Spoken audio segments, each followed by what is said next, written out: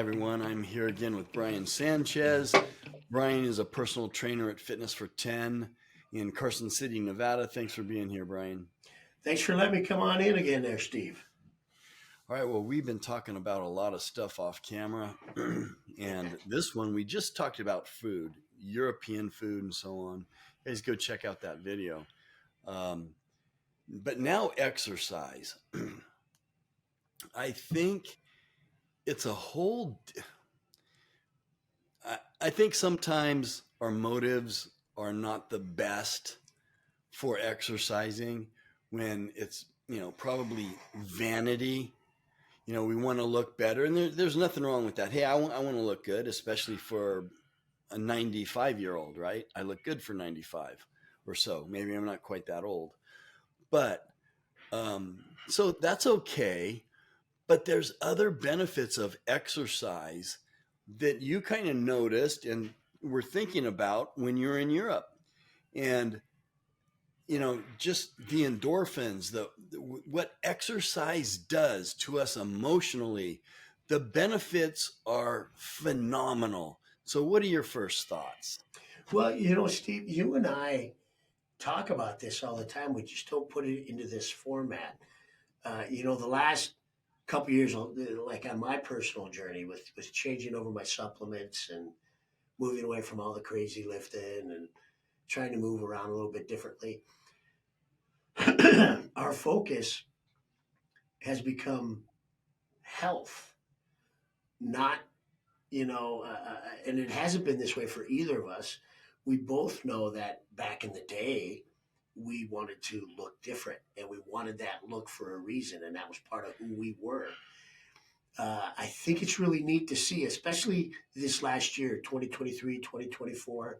You see a big push in the discussions in the fitness rooms or in the blogs and everything that fitness is becoming more of an approach of overall inner health, mental health, risk factors health, as opposed to whether or not I have a six pack. And I think that swing's coming around at the right time in life.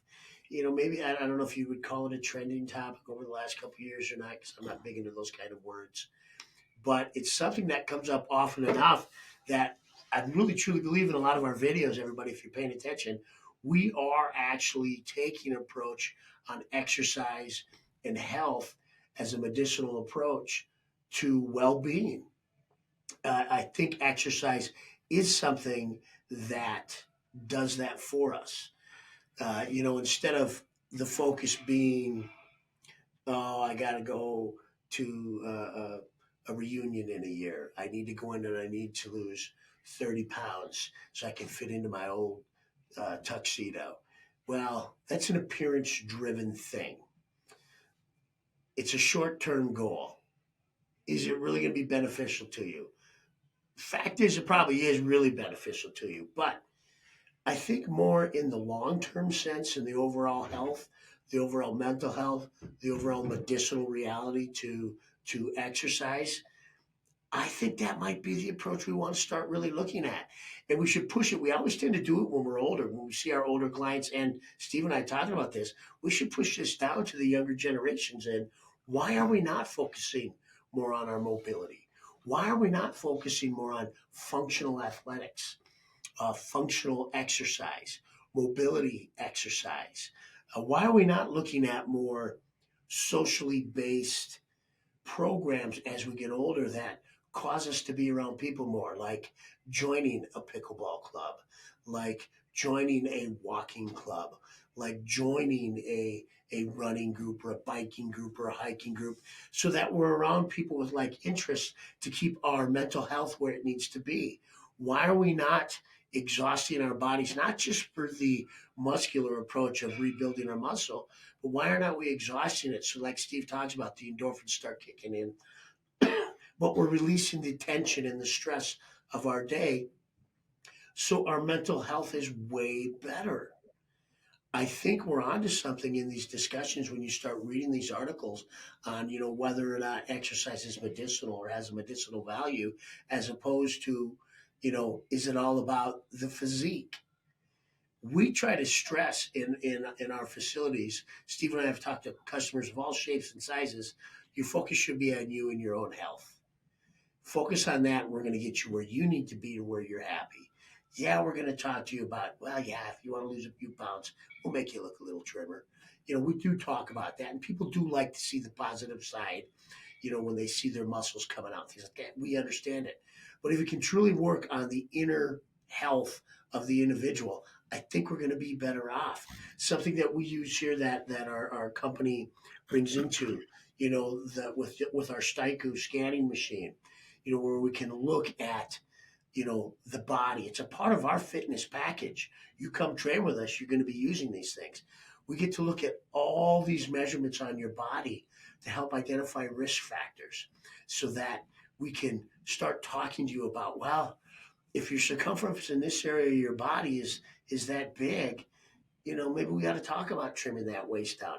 Not because we want you to look different, but because we know that a oversized waistline can lead to other factors in life that impact your heart, things of this nature, or your cholesterols, or your lipids, or your A1C, because you're carrying too much weight.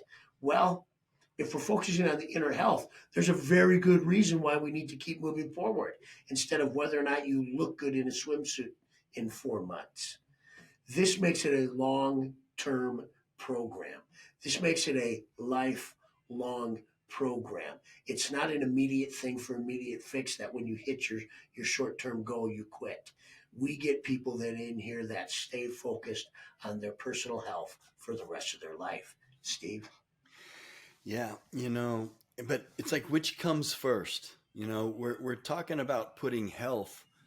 We'll use the term health and fitness.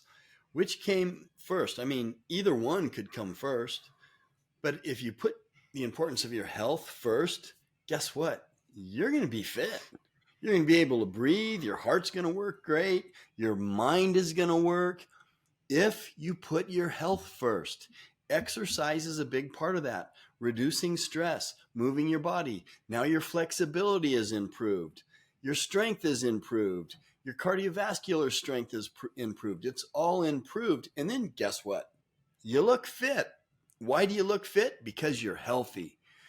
And I think, and it's hard. Look, when I was younger, I didn't exercise going, oh, wow, my heart's working really well now. Right. It was all about football and Look at girls, that pump. Yeah. you know, uh, yeah, my biceps and being a better football player and looking better and being cool. And, honestly, it's always a little bit about that, even for older people, I would think. But, I love the gym. You see all shapes, sizes, um, races, men and women. You see them all in the gym. And it's really cool. And everyone is on their own personal journey, but it's a positive journey for everyone. They're in there doing something positive. And you see people that can barely walk. You can see people in wheelchairs. You can see obese people in the gym, people who are too skinny. It's all there, but they're all on their personal journey. And hopefully, the main reason for that journey is to be healthier.